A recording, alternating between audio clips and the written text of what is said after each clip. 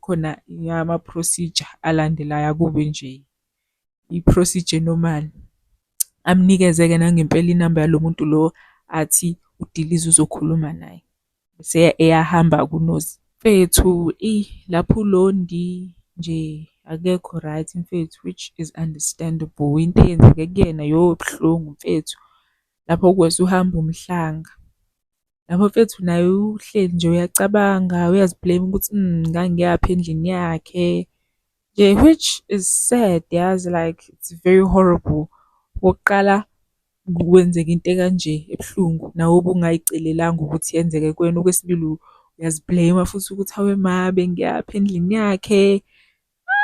Okuwesi futhi ubehamba nomhlanga, showcase lapha emhlangeni nje bahlezi betshela ukuthi nje ubuntombi bakho, like it's this amazing thing. Yonke nje self-worth